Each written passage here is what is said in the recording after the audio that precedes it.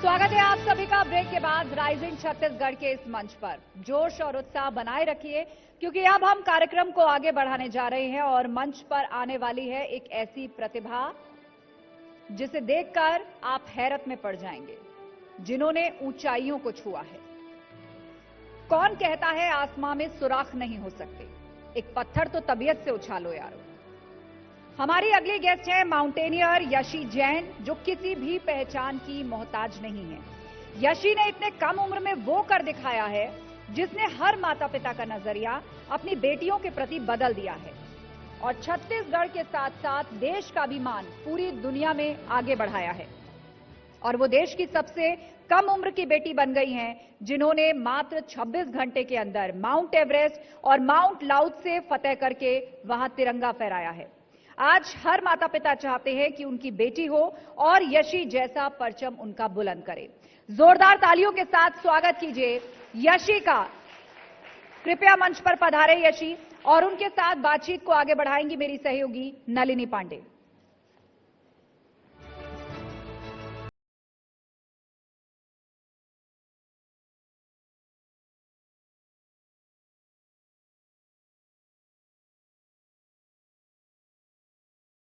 पहाड़ जैसी मुसीबत सामने खड़ी है, इसलिए हम कुछ कर नहीं पा रहे हैं। पहाड़ों को फतेह किया है इन्होंने, इन्हीं से बातचीत करेंगे। तो सबसे पहले तो छत्तीसगढ़ की पहली महिला है जिन्होंने 3 महाद्वीपों को फतेह कर दिया है, पहाड़ों को। सबसे पहले जोरदार तालियां होनी चाहिए। यशी जी, लोग सोचते हैं कि डॉक्टर बने, इंजीनियर बने, पायलट बने, माउंटेनियर बनने का सपना कहां से आया और कहां से इसकी नींव रखी आपने? मैं कहूंगी कि माउंटेनियर बनने का सपना मुझे मेरे पेरेंट्स से आया, क्योंकि अगर कोई बच्चा कोई भी सपना देखता है तो वो चाहता है कि उसके पेरेंट्स का सपोर्ट रहे। तो मेरे मम्मी पापा का हमेशा से सपोर्ट रहा है और वो हमेशा चाहते थे कि उनकी बेटियां कुछ अच्छा करके दिखाएं। तो शायद पहाड़ चढ़ने तक की शक्ति भी मुझे मेरे मम्मी पापा से ही मिली है, उन्हीं से मोटिवेशन मिली है कि मैं इतना बड़ा सपना देख पाऊं। और आज जो मैंने हासिल किया है, मैं उसका भी क्रेडिट अपने पेरेंट्स को ही दूंगी।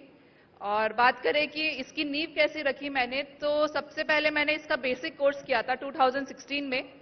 मैंने HMI दार्जिलिंग से अपना बेसिक कोर्स किया था और जब मैं ये कोर्स करने गई थी तब मुझे बिल्कुल भी आइडिया नहीं था कि असलियत में पर्वतारोहण क्या है या क्या होने वाला है। 1 महीने का ये कोर्स था, मुझे नहीं पता था ये 1 महीने के दौरान क्या क्या चीजों से क्रॉस करते हुए मुझे आगे बढ़ना पड़ेगा।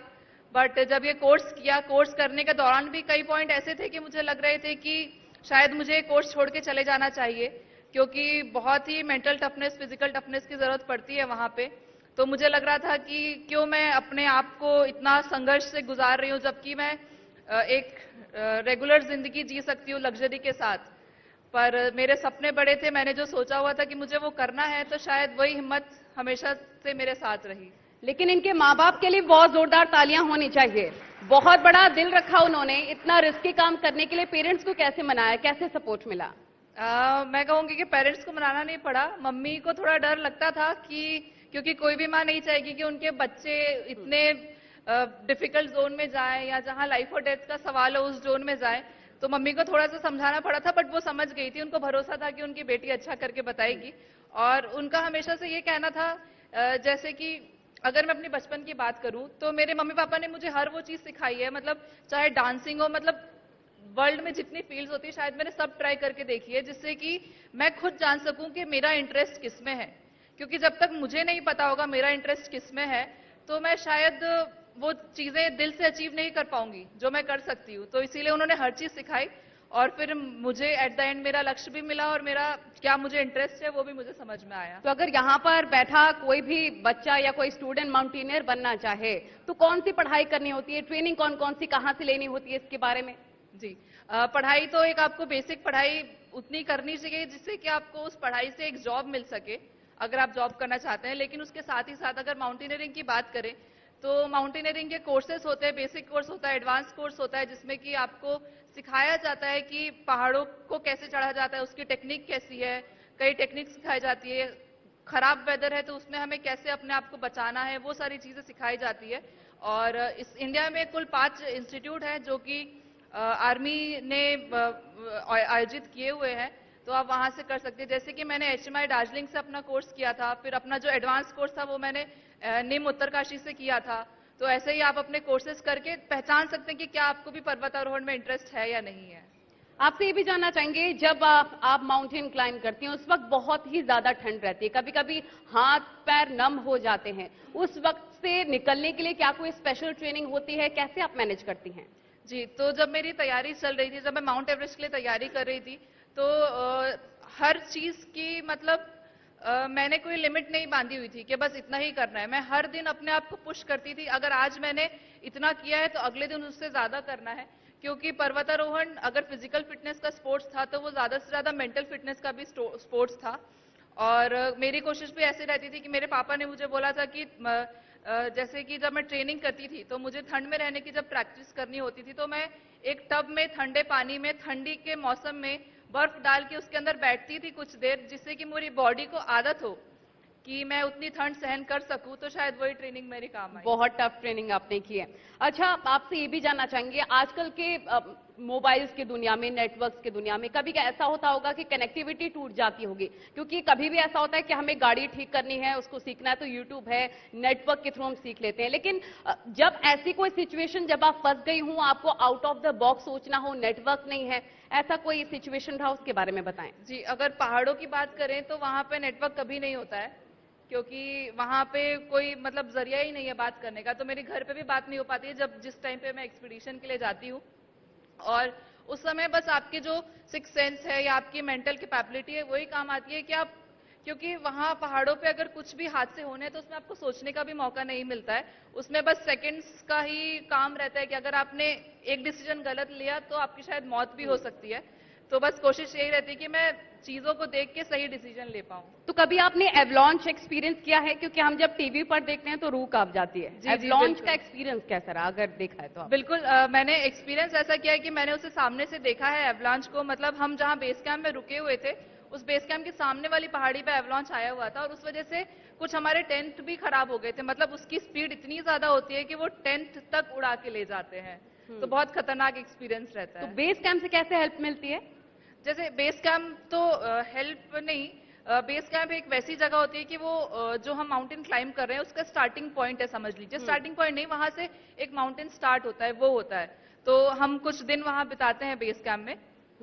तो कभी ऐसा होता होगा कि ऑक्सीजन की कमी हो रही है, बहुत ज्यादा स्ट्रेस हो रहा है, बहुत ज्यादा ठंडी हवाएं चल रही हैं, स्ट्रेस मैनेज करने के लिए आप क्या करती हैं? जी, तो जैसे आपने कहा ऑक्सीजन कम होने वाली बात और वो सारी चीजें, तो जिस लेवल पे ऑक्सीजन कम रहता है फिर हम क्लाइंबिंग के टाइम पे वहां पे ऑक्सीजन सिलेंडर्स लेके जाते हैं। और स्ट्रेस की अगर बात करें तो मैं जब माउंटेन में जाने से पहले, मैं रायगढ़ से हूं और मैंने अपनी सारी ट्रेनिंग्स वहीं से करी है। तो जब मैं अपनी वहां पे ट्रेनिंग लिया करती थी तो योगा की एक्सरसाइजेस ज्यादा करती थी, जिससे कि मैं मेंटली भी स्ट्रेंथ ले पाऊं, स्ट्रेंथ बन पाए, और साथ ही साथ वहां पे जो स्ट्रेस आ रहा है उससे मैं टैकल कर पाऊं और अपने आप को काम रख सकूं उस सिचुएशन पे। तो ऐसी चैलेंजिंग यात्रा पूरी करने के बाद क्या आपके सपने पूरे हो पाए हैं और आगे के आपके क्या प्लान्स हैं? जी बिल्कुल, ये करीबन 8 साल का मेरा सपना था कि मुझे माउंट एवरेस्ट अचीव करना है, और जब वो सपना पूरा हुआ तो जरूर बहुत खुशी मिली। और साथ ही साथ जो मेरा सपना था कि अपने मम्मी पापा का नाम रोशन करना है, अपने सिटी का नाम रोशन करना है, अपने स्टेट और अपने इंडिया का नाम रोशन करना है, तो वो जब पूरा हुआ तो बहुत ही अच्छा लगा। और साथ ही साथ आगे मेरी कोशिश यही रहेगी और जो बच्चे इस फील्ड में आगे आना चाहते हैं मैं उनकी मदद कर पाऊं, और जो भी मेरे तरफ से हो सकता है मैं उनकी हेल्प कर सकूं। तो आप क्या आगे इच्छा रखती हैं कई लड़कियों को, कई स्टूडेंट्स को सिखाना, उसके लिए आप एकेडमी खोलने की भी प्लानिंग कर रही हैं? जी मैम, मेरी कोशिश तो है कि एक छत्तीसगढ़ में मैं वैसी एकेडमी खोलना चाहूंगी जिससे कि मैं आगे बच्चों को ट्रेनिंग दे सकूं। आप छत्तीसगढ़ की कई लड़कियों के लिए इंस्पिरेशन बन चुके हैं, लेकिन आपकी भी कोई इंस्पिरेशन होंगी, आइडल होंगी, उनके बारे में बताएं। जी बिल्कुल, तो मेरी जो इंस्पिरेशन है वो है अरुणिमा सिन्हा मैम। उनका एक पैर नहीं है लेकिन उसके बावजूद उन्होंने जो 7 कॉन्टिनेंट्स के हाईएस्ट पीक हैं वो क्लाइंब किया है। तो ये मेरे लिए बहुत ही ज्यादा मोटिवेटिंग बात थी कि जब वो इस फील्ड के लिए या उस क्लाइंब के लिए सोच सकती हैं तो फिर हम तो बिल्कुल ही कर सकते हैं। और मेरा मानना तो ये है कि सारा गेम मेंटल स्ट्रेंथ का होता है। चाहे आप आज कोई भी फील्ड चुने, आप पढ़ाई भी, अगर पढ़ाई की भी बात करें तो उसमें मेंटल स्ट्रेंथ की जरूरत होती है, क्योंकि कहीं ना कहीं आपको अपने दिमाग का एवरेस्ट चढ़ना पड़ता है। क्योंकि अगर आप एक बार दिमाग से हार मान गए तो शायद आप हर चीज से हार मान जाएंगे। अब आगे आपके क्या क्या प्लान्स हैं? आगे प्लान्स है कि जैसे मैंने आपको बताया उस बारे में, और मेरा मिशन ये है कि जो 7 कॉन्टिनेंट्स की हाईएस्ट पीक है वो मैं अचीव करूं, जिसमें से 4 हो चुके हैं और जो बचे हुए 3 हैं मैं वो भी कंप्लीट करूं जल्दी। और कोशिश रहेगी कि कुछ अच्छी सी जॉब वगैरह भी लूं मैं, जिससे कि मैं अपने भी एक अर्निंग सोर्स बना सकूं। कई ऐसी बेटियां होंगी छत्तीसगढ़ की जो हिचकिचा रही होंगी, कुछ करना चाहती हैं लाइफ में, चाहे माउंटेनियर बनना हो या फिर कुछ भी करना हो, पेरेंट्स का सपोर्ट नहीं मिल रहा है, उनको लिए, उन लड़कियों के लिए, उन पेरेंट्स के लिए क्या मैसेज देना चाहेंगी? उनके लिए यही मैसेज देना चाहूंगी कि हो सकता है कि आपके पेरेंट्स आपका साथ नहीं दे रहे हैं, लेकिन अपने पेरेंट्स का साथ पाने के लिए भी हमें ही भरोसा दिखाना पड़ता है कि आज जो हमने सोचा है वो हम कर सकते हैं या नहीं कर सकते हैं। क्योंकि मेरे भी केस में वही था, मैंने अपने मम्मी पापा को करके बताया कि हाँ मैं कर सकती हूँ, तभी शायद आज वो मेरे साथ थे। तो इसीलिए जब आप भी कोई भी चीज के लिए सोच रहे हैं, सबसे पहला कदम होता है कि आपको क्या चाहिए, आपको क्या पाना है, उसको डिसाइड करिए और उसके लिए अपनी तैयारी शुरू करिए। तो जरूरी आपके पेरेंट्स आपका सपोर्ट करेंगे, और अगर जो पेरेंट्स सपोर्ट नहीं कर रहे हैं तो मैं उनसे भी यही कहना चाहूंगी कि आप भले ही उनको जिंदगी भर का मौका ना दीजिए, लेकिन जिंदगी में एक मौका देना तो जरूरी होता है, जिससे कि वो भी अपना जो लाइफ में वो अचीव करना चाहते हैं वो फुलफिल कर सके।